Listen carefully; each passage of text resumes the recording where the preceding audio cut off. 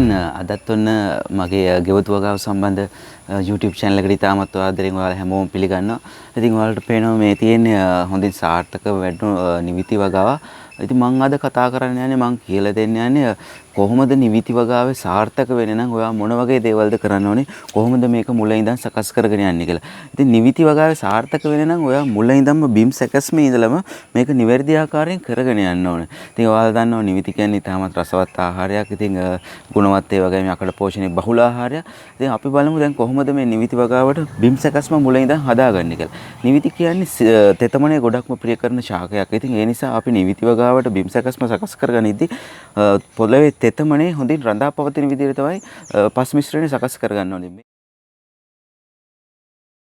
පස් සකස් කිරීම කරගන්නකොට ඔයාලට පුළුවන් කොම්පෝස්ට් පොහොර වැලි මතු පිටිපස් එකට එක අනුපාතයට එකතු කරලා මිශ්‍ර කරලා පස් මිශ්‍රණය හදා ගන්න පුළුවන්. එහෙම නැත්නම් සාමාන්‍ය නාගරික පරිසරයක ඔයාලට ජීවත් වෙනවා නම් මම දන්නවා ඔයාලට සාමාන්‍ය ගුණාත්මක භාවයෙන් යුත් මතු පිටිපස් සපයා ගැනීම අපහසු වෙනවා. ඒක පහසු කාර්යයක් නෙවෙයි. ගොඩක් වෙලාවට නාගරික පරිසරයේ තියෙන බොරළු සහිත පසක්. ඉතින් ඒ හින්දා ඔයාලට පුළුවන් නාගරික පරිසරයේ ජීවත් වෙන ඔයාලට පුළුවන් කොම්පෝස්ට් පොහොර වැලි කියන දෙක එකට එක අනුපාතයට මිශ්‍ර කරලා පස් මිශ්‍රණය හදා ගන්න පුළුවන්.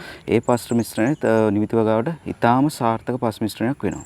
ඉතින් අපි බලමු දැන් නිවිති වගාව කරගෙන යනකොට ඔයා කොහොමද මේවට නිවැරදි ආකාරයට මේ නිවිති තවාණක් නැත්නම් නිවිති පාත්තියක් නඩත්තු කරගන්නේ. ඉතින් මම මුලින් කිව්වා වගේ ඔයාලට හොඳ සාර්ථක නිවිති පෙළ තවාණක් නැත්නම් නිවිති පාතියක් හදාගන්න නම් මේකෙදී අපි කරන්න ඕනේ නිවිති පාතියේ තියෙන තෙතමනේ ආරක්ෂා වෙන විදිහට තමයි අපි නිතරම පස් පවත්වගෙන යනවා. ඉතින් මේකට කරන්න පුළුවන් ඔයාලට සාමාන්‍යයෙන් මේ තියෙන කොම්පෝස්ට් පොහොර සාමාන්‍යයෙන් දවස් 15කට වරක් මේ පැලවලට කොම්පෝස්ට් පොහොර ටිකක් එකතු කරන්න පුළුවන් මේ විදිහට.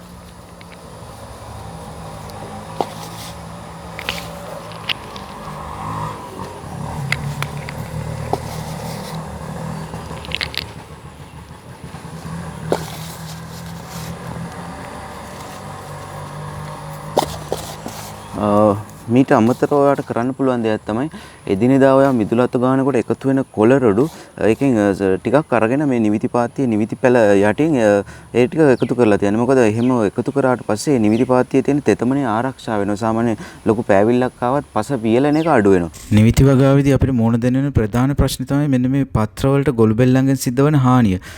ඉතින් මම ඉදිරි වීඩියෝ එකකදී බලාපොරොත්තු වෙනවා කොහොමද මේ හානිය අවම කරගන්නේ මොනවද ඒ සඳහා ගන්න ඕන පියවර කියලා වෙනම වීඩියෝ එකක් ඉදිරිපත් කරන්න.